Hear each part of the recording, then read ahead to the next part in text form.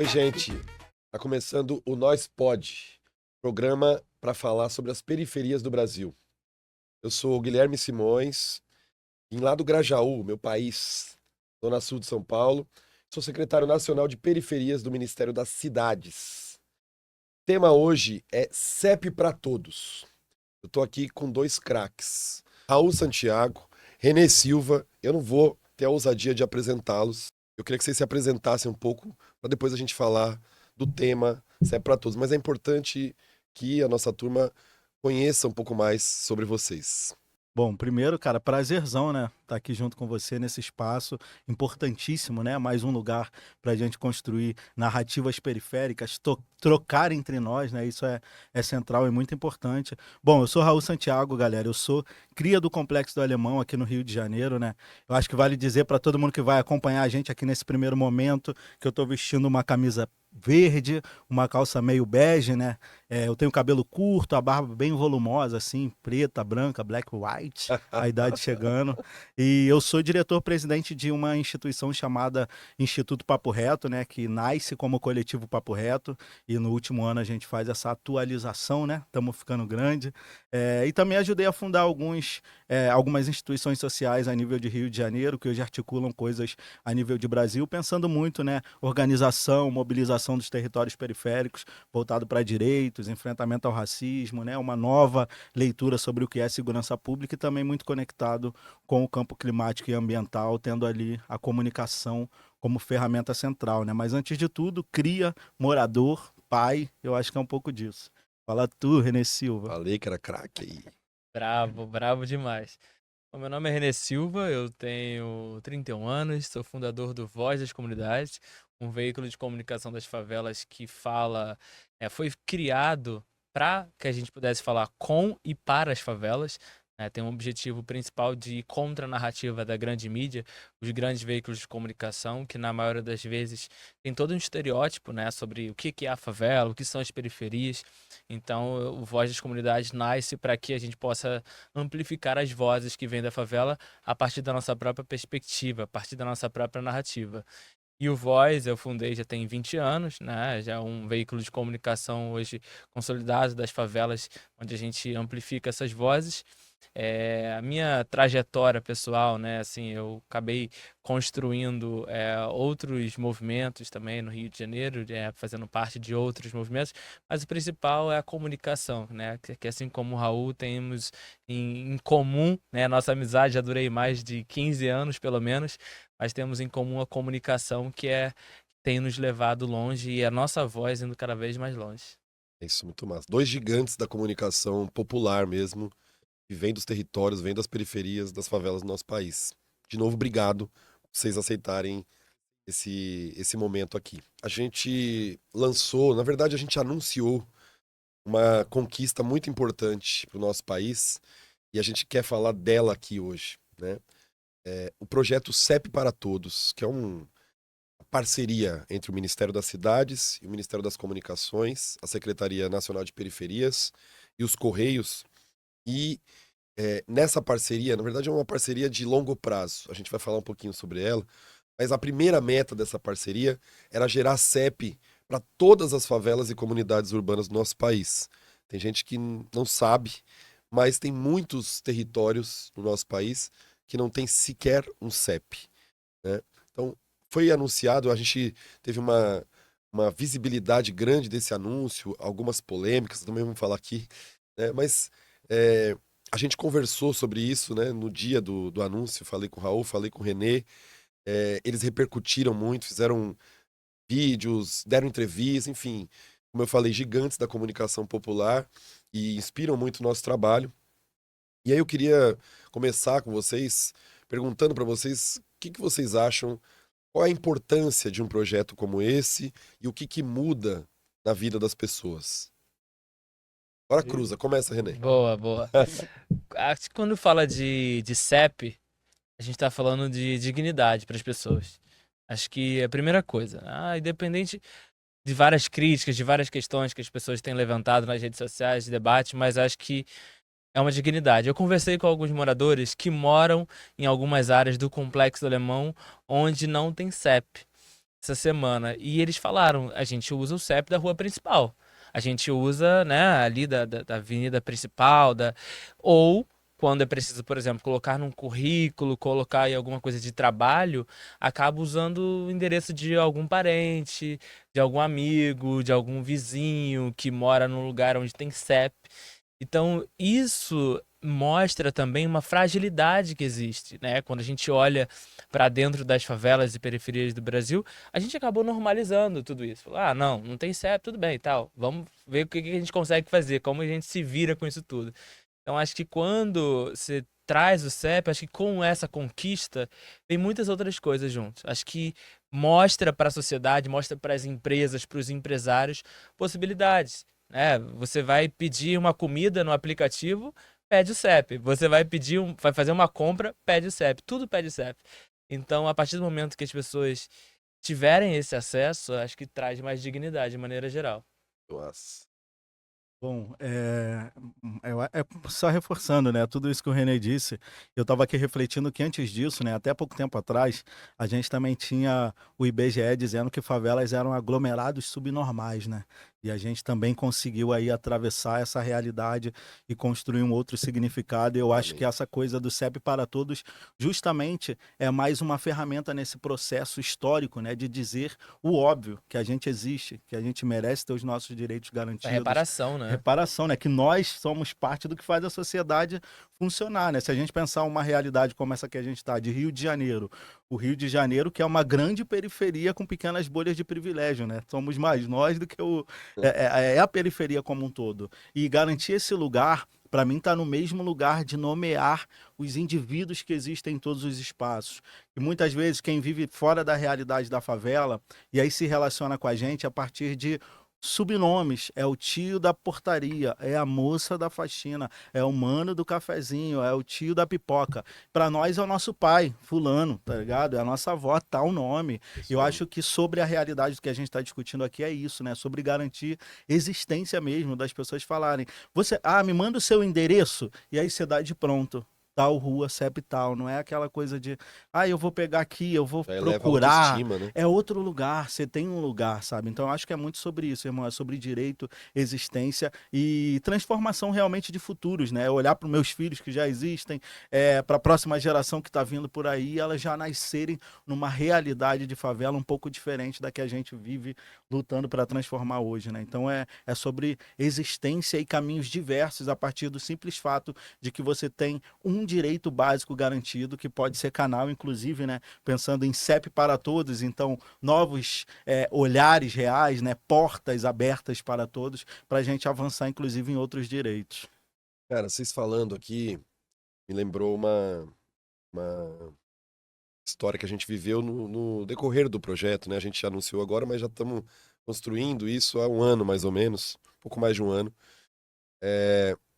que a gente recebeu uma mensagem de uma liderança, uma comunidade no Mato Grosso do Sul, uma Nova Esperança comunidade. E ela achou o meio lá de se comunicar com a gente e estava muito emocionada porque ela tinha recebido pela primeira vez a visita de um agente comunitário de saúde. Ligado? Pela primeira vez, Incrível. um agente comunitário que para várias pessoas em vários territórios, até mesmo territórios periféricos, é algo normal, né? Agente comunitário de saúde vai lá visitar, né, marcar consulta, não sei o quê. E essa pessoa tinha recebido a visita de um agente comunitário de saúde pela primeira vez por causa da geração de um CEP. Então essa eu acho que é uma coisa que eu vou guardar sempre essa história, porque no início eu perguntei, né, o que muda na vida das pessoas? E muita gente nos perguntou no dia, na repercussão que teve ali, matérias que saíram, assim, mas e aí, o que muda, né? Olha, essa história eu vou contar sempre, assim, sempre que alguém me perguntar o que muda na vida de uma pessoa, eu vou contar essa história. Pô, você já recebeu a visita de um agente comunitário de saúde? Possivelmente, né? Essa pessoa aí nunca tinha recebido, né? Então, é uma palavra que parece clichê a gente dizer, mas é cidadania. O projeto Ser para Todos, como vocês falaram também, ele tem um elemento de reparação, né? Porque não é possível que em 2025, país como o Brasil, ainda tenha cidadãos que não têm o direito de ser cidadãos. Ainda tenham pessoas que não têm o direito de acessar o básico, de receber, de se cadastrar numa OBS, de ser atendido num CRAS, de matricular um filho numa escola mais próxima. O brasileiro tem que ir se virando, né? Foi o que você descreveu aqui. Vai se virando. Pega o endereço de não sei quem, usa o CEP e tal. Acho que tem muitas memórias, assim, né? Desde o básico de quando você está procurando uma primeira oportunidade de trabalho, ou mesmo um curso, onde você precisa trazer um comprovante da localidade onde você vive, você acaba tendo que pedir um tempo a mais para ir atrás de uma associação local, para poder pedir ali aquela autorização. E por mais que isso seja um documento válido, tem lugares que insistem em não aceitar, né? A gente está sempre recebido nos lugares. E eu já passei por essas situações, cara, tentando procurar emprego, tentando receber encomendas. Eu acho que de pronto, assim, para passar para o Renê, que as vivências devem ser parecidas, é isso, né? Dar um endereço para conseguir um emprego ou um curso. É o óbvio. E também receber o básico, poder receber alguma coisa, uma encomenda no seu nome, não na casa de alguém, gerando, às vezes, né, ali um incômodo, ou então uma estrutura onde você tem que pagar para receber, ou então algo chega e você tem que, por exemplo, uma encomenda que vem de fora e fica no correio. Aí o fato de eu ter que sair do alemão para ir no correio porque não entrega lá dentro, porque não tem um CEP, né, ou não tinha, é um gasto. Então eu vou pegar um transporte público ou um mototáxi. Então, além de complicar, às vezes você tem gastos a mais para tentar existir dentro desse Isso. processo. Olha, coisas que somem, né? Aquilo que você pede, bota o endereço aqui ou ali, e aí não apareceu e você não tem como pressionar a pessoa, tem certeza? Tipo, a gente aceita que perdeu, mas eu acho que agora o jogo tá virando, né?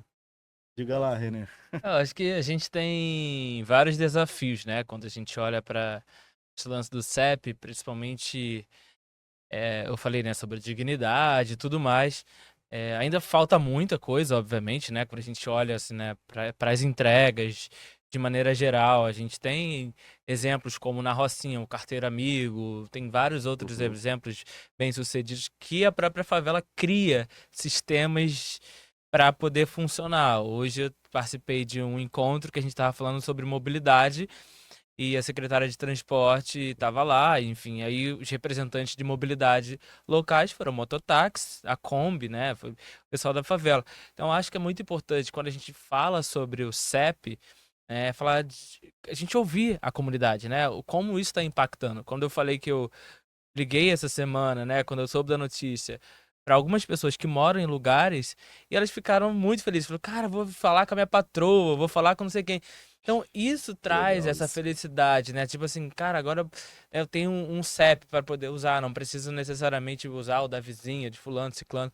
Então, eu acho que isso traz uma dignidade. Quando tiver o CEP ainda do beco, da rua, aí vai ser mais significativo ainda, que eu sei que tem outras etapas É vindo isso por aí, aí. não, Essa, né? é disso que eu vou falar agora. Vocês dois são do Complexo do Alemão, que vai receber recursos federais do novo PAC no programa Periferia Viva, né? E esses territórios do programa Periferia Viva, eles vão fazer parte da segunda etapa do projeto. Bom, a primeira etapa é universalizar o CEP. Pelo menos um CEP por favela nós temos no país. Agora tem que avançar. Depois eu quero ouvir vocês também sobre o que são esses próximos passos, o que significam esses próximos passos.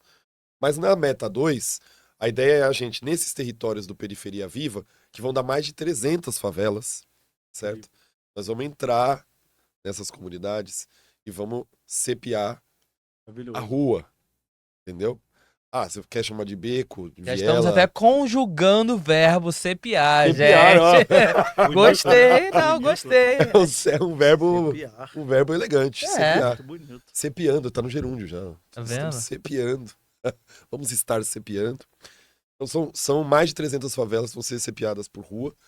E mais do que isso, elas vão receber também o atendimento dos Correios. Essa parceria não só de endereçar, como também de levar o serviço. Né? O serviço, porque é isso, a gente estava falando do acesso a um direito básico, à cidadania, mas também tem isso que o Raul estava falando aqui, tem também o elemento do consumo.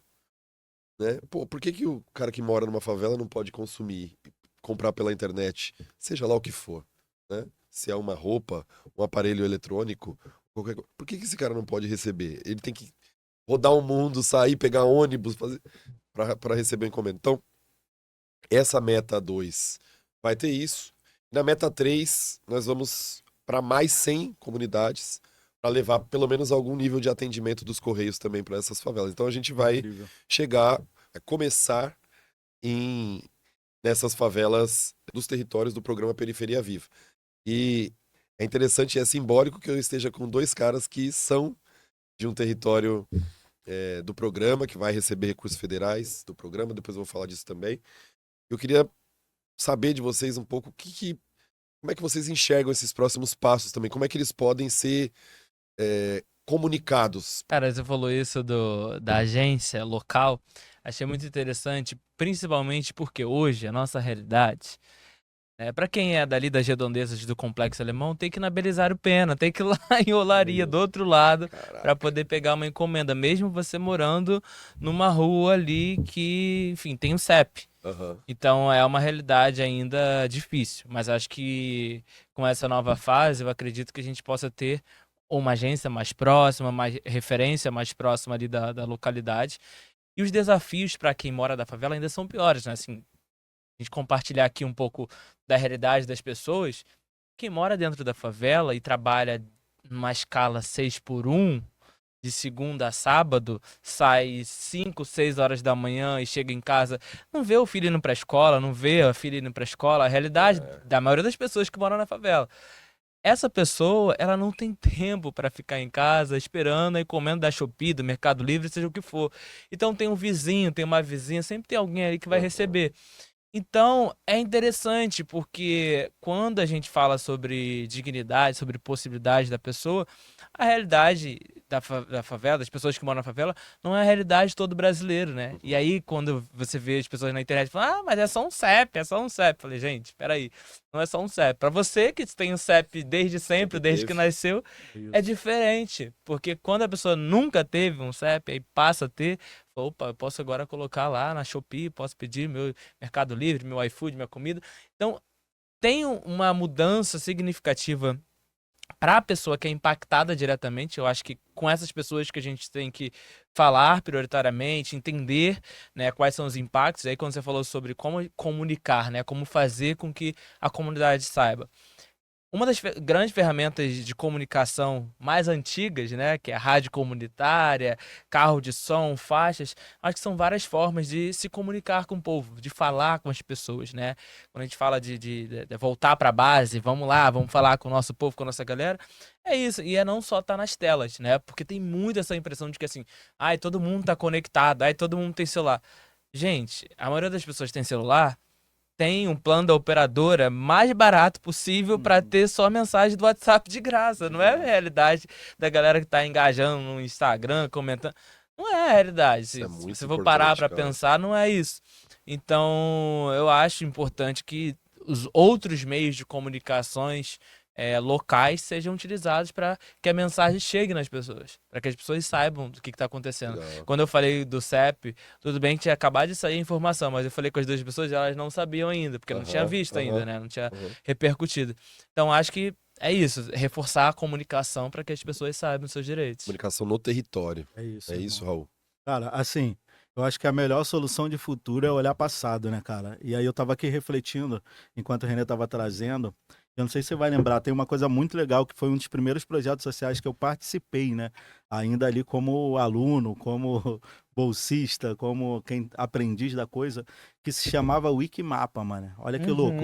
E a gente Lembro. andava por becos e vielas da favela, um aplicativo de GPS hiper focado de celular para construir o mapeamento de becos dentro do território, porque quando você abriu o Google no passado, você só tinha um borrão marrom significando a favela. Certo. Então esse projeto tinha como... Então assim, tem muitas coisas que foram feitas, né, que a gente pode revisitar como tecnologias futuras aprendendo com essa caminhada. Um dos pontos que eu tô lembrando aqui é, se a gente tá falando de Alemão, né, que é um complexo gigante, etc. O Alemão é um bairro desde 1993. Então, enquanto bairro, quais os direitos de ativações que deveriam estar estar ali dentro e ainda não estão. Então, acho que a partir de ter um CEP é um ponto a ser mapeado dentro da lógica do que é um bairro. Ao mesmo tempo, o Renê falou de carteiro amigo e outras soluções. Eu acho que a gente tem, a partir da estrutura do poder público, a possibilidade de, além de garantir esses direitos básicos com a chegança de um CEP, o aprofundamento do mapeamento mais hiperlocal, de fortalecer ideias, empreendimentos, né, soluções locais criadas para esse processo. Então, o que é uma inteligência local? Os grupos que se organizam para fazer a entrega da ideia da entrada da favela para dentro. Ou mototaxistas, que são os gênios da geografia local que circulam cada esquina existente dentro da favela, né? Ouvir essas pessoas é um passo importante, mas eu acho que o central é isso, né? Que você, inclusive, faz muito bem e todo o time hoje vem fazendo, que é trocar diretamente com as pessoas, valorizando a ciência, o saber, o fazer e o acúmulo histórico local, porque é isso que vai construir possibilidades dentro de realidades que, assim como o Renê falou, não tem como ignorar, né? Que existe as violências do território, existem códigos próprios ainda dentro dessas realidades, e essa junção da força do poder público com a ciência construída por quem vive é o que vai trazer o melhor resultado para a gente conseguir trazer isso tudo e, quem sabe, até contar histórias, porque beco tal se chama desse jeito, ou renomear algum beco com o nome de uma personalidade local que valha, né? Rua tal, CEP tal, fulano de tal, Rua Renê Silva, CEP tal, tal, tal, sacou? Então, não morri ainda, gente. De rua, a não, gente agora tem... não. Podemos homenagear os vivos. Começar a Mas homenagear os vivos. o nome de pessoas que alguém olha e vai falar, caraca, eu conheço.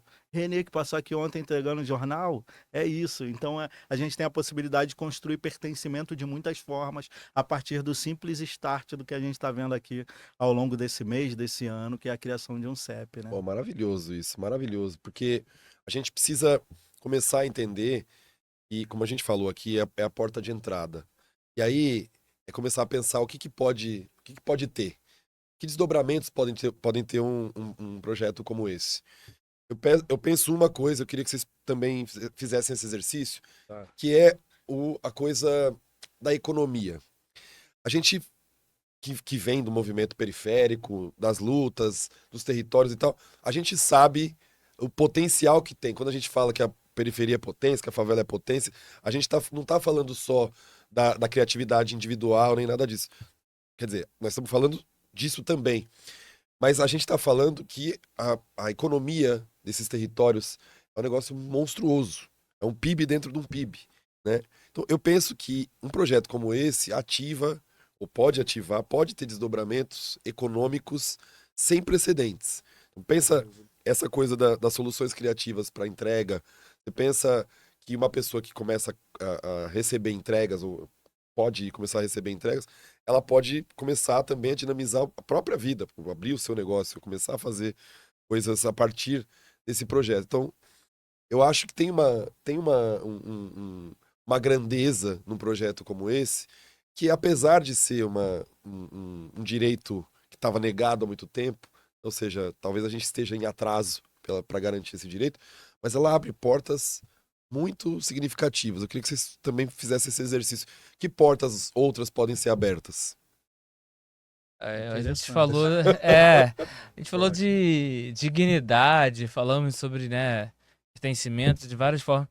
Eu acho que quando a gente tira, né, esse estereótipo que existe hoje, tanto que a sociedade, é uma narrativa que a grande mídia muitas das vezes construiu, mas que a sociedade reforçou e continuou perpetuando, sobre esse território ser um território marginalizado, né? E aí assim, não, é favela, é perigoso, é isso, é aquilo e tal. E eu acho que tem várias formas da gente mostrar a potência que existe dentro das favelas, e aí a potência de várias formas, seja cultural, seja na parte de projetos sociais engajados, etc., até mesmo chegando na gastronomia. Porque muita gente fala assim, uma pensão, uma barraquinha de comida. E aí quando você enxerga aquelas pessoas que fazem a comida da favela, né? Seja feijoada, seja o salpicão do final de ano, a macarronese. São várias tecnologias inventadas pela própria favela e que reforçam e que continuam, que a gente precisa fazer com que a sociedade enxergue de uma forma diferente. Então, por exemplo, eu vou trazer um exemplo aqui do Favela Gastronômica, né? Que é um evento que eu comecei tem 2 anos para mostrar a potência da gastronomia da favela. E é muito curioso, porque quando eu cheguei nos empreendedores para falar sobre isso, todo mundo falou assim, cara, mas é a minha barraquinha de comida. Tipo assim, eu não, as pessoas não enxergavam aquilo como uma potência de gastronomia. E eu falei, não, isso é gastronomia, é isso que vocês estão fazendo. E aí, depois do evento, as pessoas começaram a investir, fizeram cursos, teve gente que entrou para faculdade de Olá. gastronomia para investir mais e começou a mudar essa percepção. E aí chega nessa parte da economia. Aham. Porque quando você consegue impactar a vida de uma pessoa, de um empreendedor, você acaba mudando toda as pessoas ao redor, a Uhum. família, as pessoas que trabalham com ela, e aí tem uma transformação da economia local muito interessante, porque eles começam a ver oportunidades onde não tinha. Então, a gente fala de dignidade, etc., e de oportunidade. De oportunidades possíveis de transformação do seu próprio território, a partir da gastronomia, a partir da dignidade, agora com o CEP também. Então a gente se coloca no mapa, né? O Raul falou sobre o Wikimapa, né, o mapa local. A gente se coloca nesse mapa. E esse mapa, muitas das vezes, é marcado pela violência. E a gente pode marcar pela cultura, pelos nossos saberes, pela educação, pela gastronomia e por tantas outras pautas que são importantes também. Cara, e é muito sobre isso, né? A gente também é empreendedor, né? Aham. Sempre, antes do social, a sobrevivência como regra. Eu acho que, pô, o Renê tem um dos maiores festivais gastronômicos atuais que traz esse movimento, que conecta a realidade de quem vive da favela com quem vive no entorno, com outras pessoas da sociedade, né? Eu tenho uma agência de comunicação local que gera, né, ciência a partir dos saberes do próprio território, então a gente também está aí experimentando no campo do empreender. E uma das coisas que me vem de imediato, cara, esse olhar para dentro ele já existe. Você sabe a potência que é, o Renê sabe, muita gente que está ouvindo a gente sabe. O lance é, a sociedade tem que perceber o quanto a favela soma no impulsionamento do Brasil. E não é sobre romantizar a desigualdade, mas é valorizar o óbvio existente, o que é o Sim. fato. A gente está falando de pesquisas recentes, né? Vamos pensar dos trabalhos da CUFA, Locomotiva, ou outros dados oficiais Uhum. de geração de dados que falam de quase 300 bi anuais movimentados pela periferia. São mais de 17 mil favelas. A gente está falando de uma porcentagem enorme da população do Brasil e essas pessoas estão em todos os lugares. Qualificar, dar dignidade, possibilidade de existência plena e não só de sobrevivência como regra para essas pessoas é sobre transformar o território e o território transformado transforma o Brasil, tanto em direitos, tanto em existências plenas, valorizando as diversidades, mas principalmente enquanto economia, enquanto possibilidade, né? O Brasil é um país rico, o Brasil é um país continental, o país que é tendência, é um país que em 30 segundos de conversa com um presidente americano totalmente contrário a nós, o Lula cria uma coisinha ali que ele muda de opinião a nível mundial. Então é sobre isso o Brasil, né? As periferias elas estão historicamente construindo ciência. Eu acho que o que falta e que você é a parte central, por exemplo, com o CEP para todos, né? E as políticas públicas que estão sendo direcionadas para esse território, é essa possibilidade de existência. E eu não falo nem sobre oportunidade. Oportunidade, né? A Lana do Papo Reto fala muito isso. Oportunidade é para um. Estamos nós três aqui na mesa, a galera fala, esse Guilherme ele comunica bem melhor que o Renê, vamos puxar ele. Oportunidade possibilidade é para todo mundo. Não vamos dar possibilidade para aqueles três, ver o que eles desenvolvem. E Aí, eu acho que é muito sobre isso, né? Construção de muito bom. possibilidades para o geral das periferias. Isso transforma, soma, não só para o local, mas para a economia do país. Eu acho que o principal é as pessoas perceberem que quando a gente fala sobre garantia de direitos para pessoas que sobrevivem como regra, ainda assim saem das suas casas, não vendo muitas vezes os seus filhos e filhas, como o Renê Silva trouxe, horas de busão lotado, mas essas pessoas chegam com disposição nos espaços de trabalho que às vezes são complexos e ligam os interruptores que fazem a sociedade funcionar e ainda voltam para sua casa, que nem a gente está aqui, depois a gente não sabe se quando voltar vai estar tendo um tiroteio, se tem água, se tem luz, tem coisas ainda a serem feitas, mas ainda assim a gente acredita e a gente se une para impulsionar mudanças, né? Se a gente consegue reduzir esse dano da sobrevivência como regra, garantindo possibilidade de acesso e existência plena, com os seus direitos mais básicos garantidos, a gente não está falando de favela, a gente está falando de Brasil. É um crescimento conjunto, né? De equidade em direitos para as pessoas, mas de possibilidades diversas para o país como um todo. Cara, é exatamente isso. Porque a gente, desde sempre, tem que lutar para sobreviver. Desde sempre tem que correr pelo mínimo, para conseguir acessar o mínimo. Tem que separar a sílaba, né? Sobreviver, não é sobreviver. Exatamente. Não, é sobre essa luta por sobrevivência que o país, Brasil, obriga as suas favelas, periferias, suas comunidades a fazer diariamente.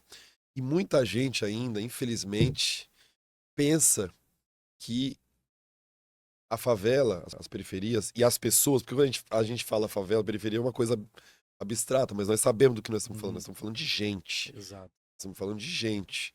A gente recebeu uma mensagem que é, aliás, a gente recebeu algumas mensagens na rede lá do Elon Musk, algumas mensagens dizendo assim, e favela ainda existe, né? Não era pra nem existir favela.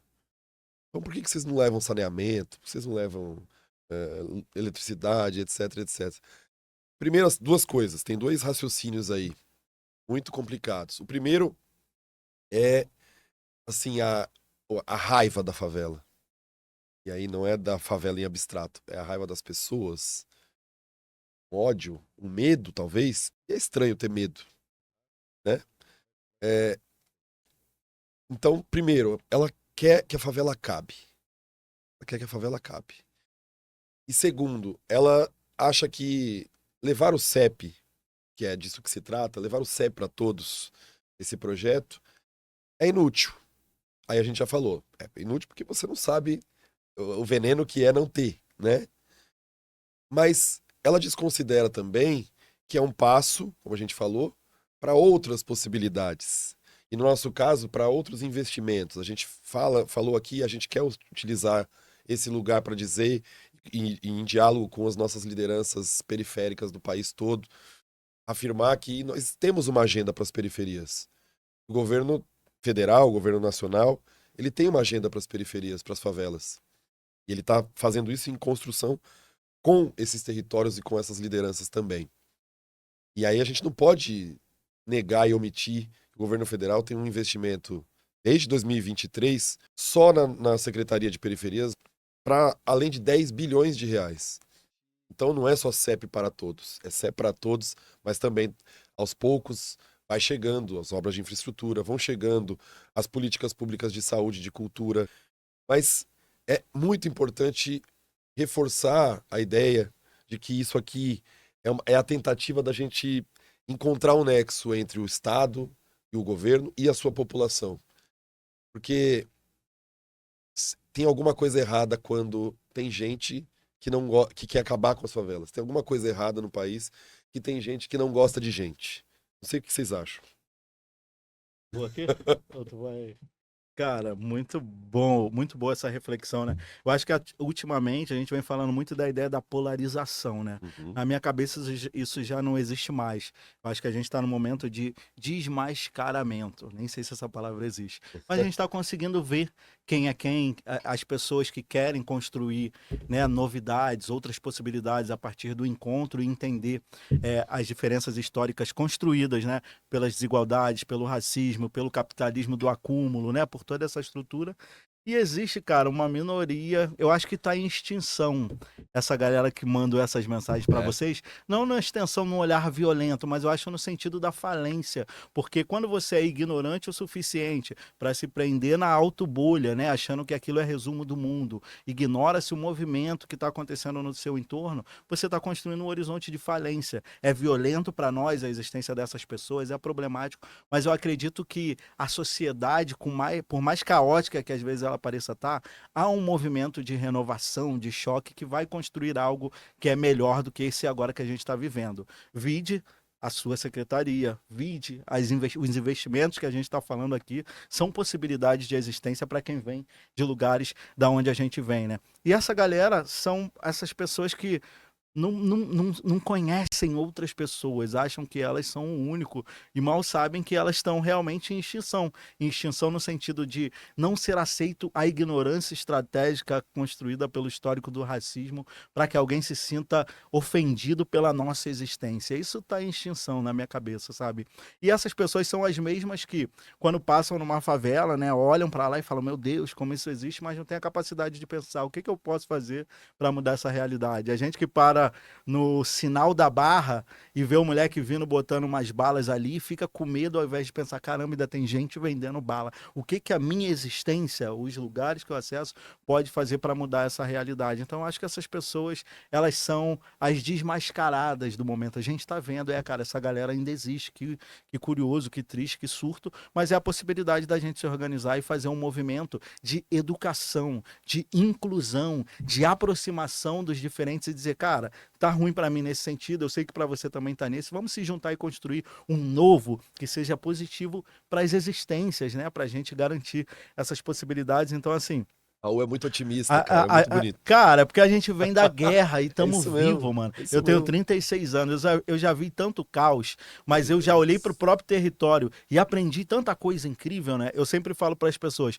eu não tive a possibilidade de cursar ensino superior, né? Então, em todos os lugares eu falo que eu sou formado em urologia, com pós-doutorado em ciências periféricas e especializado em muitos becos e vielas das várias favelas que a gente pôde visitar, conhecer, trocar e aprender nessa vida, né? E ali tem ciência, cara. Se você tira a violência e se você garante o básico, você tem um mapeamento para anos de soluções que podem gerar impacto positivo para o Brasil. Não é só sobre aquele lugar, né? Exatamente. Então, eu acho que é muito sobre isso. É mais sobre uma ânsia, assim, é tanta coisa que a gente vê, apesar do caos, que vira solução fácil, se a gente consegue equilibrar o processo, que tá aí, a solução tá aí. O que basta é haver coragem para enfrentar essas pessoas ruins, mas que ainda ocupam espaços de poder, que determinam horizontes, aquele tipo de gente que aplaude PEC da blindagem para defender o óbvio, que aplaude sigilos de longos anos para mascarar esquemas horríveis, né?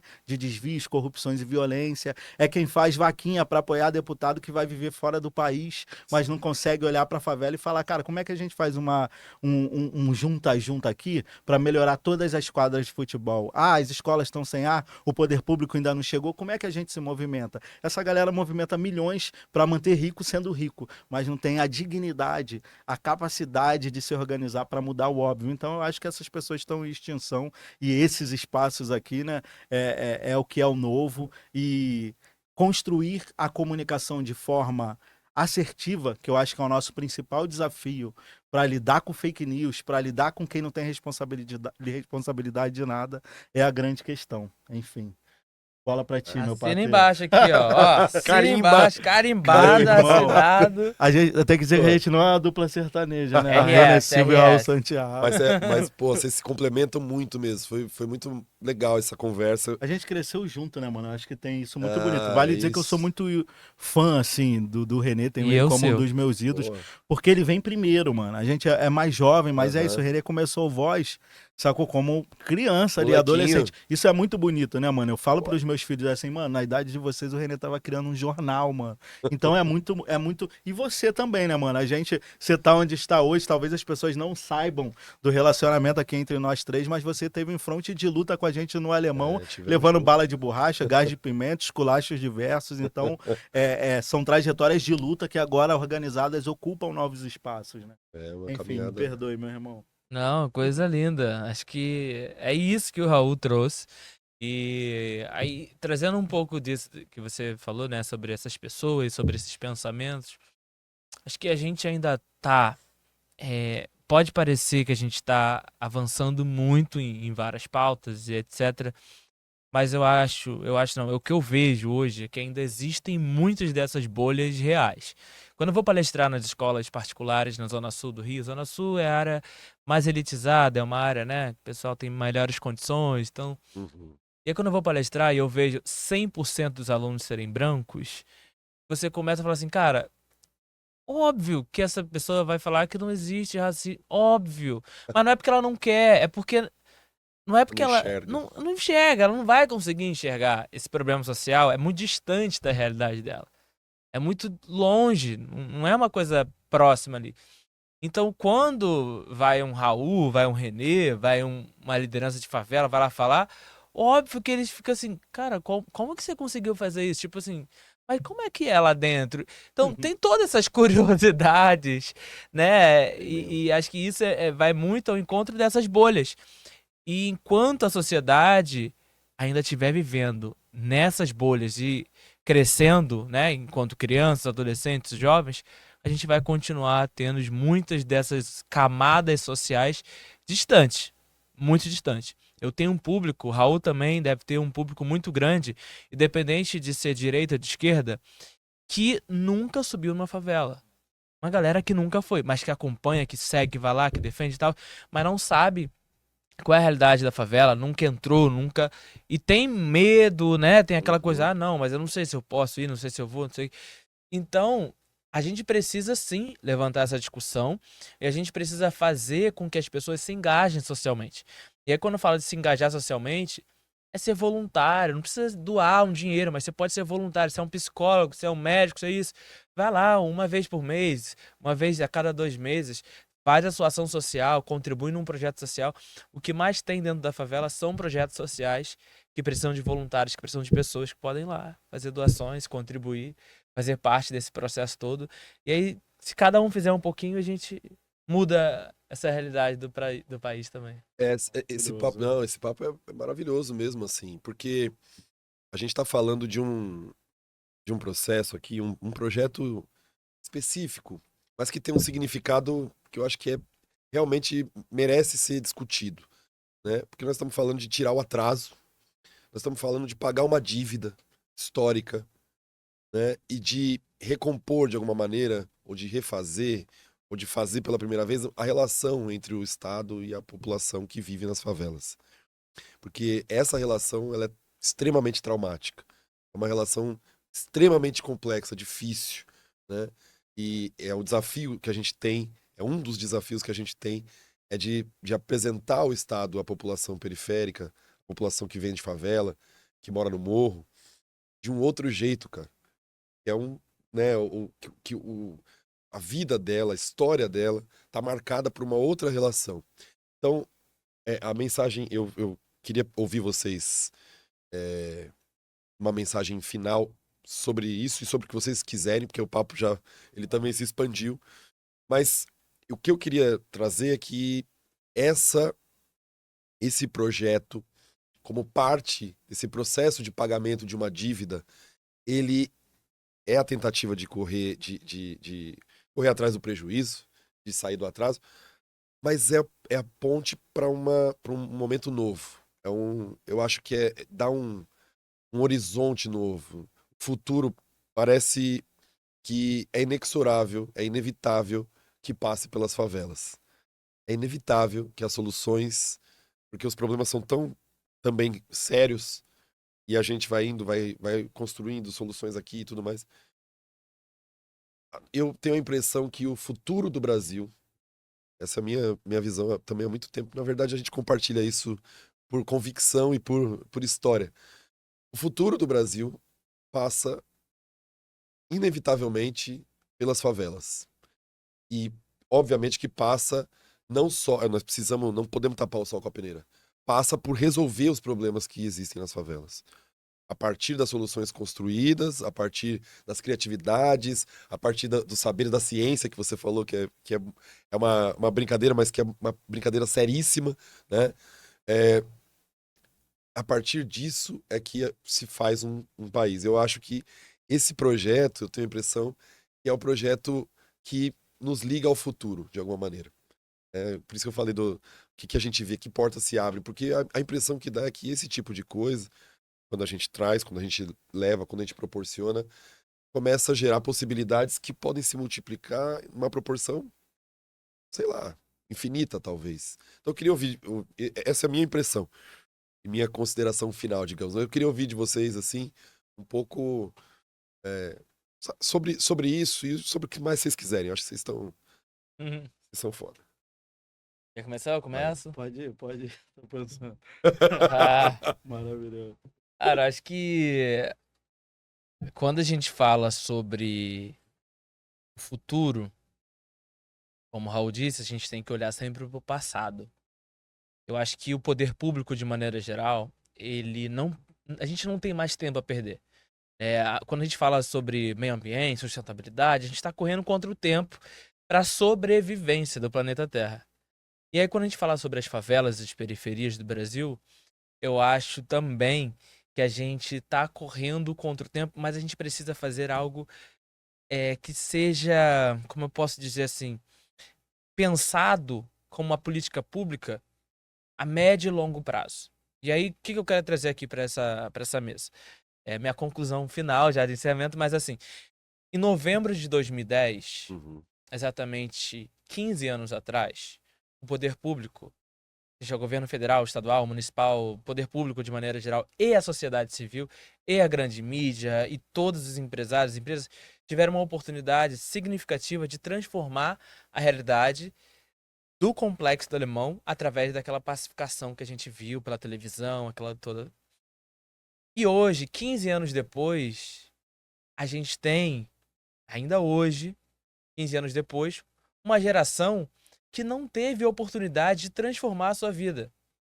Então, hoje, se eu tenho um menino, sei lá, de 14 anos de idade, que nem era nascido naquela época da ocupação do alemão, e ele tá segurando um fuzil, ele tá segurando uma pistola, ele tá segurando alguma arma dentro da favela, falta de políticas públicas em geral, da sociedade, o movimento da sociedade, o movimento das empresas, dos empresários. Eu acho que a gente precisa se movimentar para que a gente tenha políticas públicas efetivas que mude essa realidade das favelas e periferias do Brasil e olhando a médio e longo prazo. Acho que o governo Lula, ele fez muitas políticas públicas que até hoje, dependente de qual governo entre, são leis, são políticas públicas de inserção do pobre preto favelado na faculdade. São políticas públicas que mudaram a vida e que não tem como mais regredir, não volta. É isso. Sabe? Não tem como voltar. Então acho que a gente precisa olhar para a favela também dessa mesma forma. O que a gente pode construir para que a gente não tenha mais crianças, jovens, adolescentes entrando para a criminalidade e, enfim, que polos educacionais, que polos de tecnologia a gente pode criar? O que a sociedade civil, as empresas, os empresários podem se movimentar e não esperar só do poder público, porque muitos deles acabam falando assim, não, mas o poder público está fazendo, mas não, acho que é um movimento para todo mundo, para a sociedade civil, para as empresas, para os empresários, poder público, para todo mundo se unir num movimento para a gente, não só de sobrevivência, mas para a gente fazer algo de fato que transforme essa realidade. Muito bom, Maravilhoso, muito massa. Obrigado demais. Cara, eu tava aqui pensando, eu acho que eu dividiria essa reflexão em 3 pontos, né? A primeira são justamente para essas pessoas que não vivem no território, sejam elas parceiras ou sejam as que odeiam a nossa existência. Assim, na maioria, numa grande parcela da existência da nossa sociedade, né? Somos nós que estamos ali fazendo a coisa funcionar. E somos nós com um alvo no nosso corpo, com vários direitos não garantidos, né? A incerteza se amanhã a nossa casa vai estar de pé, se na nossa mesa vai ter um prato de comida. Então, se nesse cenário tão complexo a gente movimenta estruturas com essa qualidade, se essas pessoas se movimentarem para reduzir esse nível de desigualdades e violências, para que a gente crie um equilíbrio de existências, né? O Brasil cresce, melhora para todo mundo. Isso é sobre lógica óbvia, não é sobre você gostar ou não de mim, é sobre perspectiva de futuro próximo. Então é uma missão óbvia. A segunda mensagem eu mandaria para a nossa galera nas periferias do Brasil. A gente tinha um borrão cinza, um borrão marrom no mapa quando era sobre periferias. Esse mesmo. A gente tinha, né? Não tinha, na verdade, CEP. Agora a gente está começando a mudar essa realidade.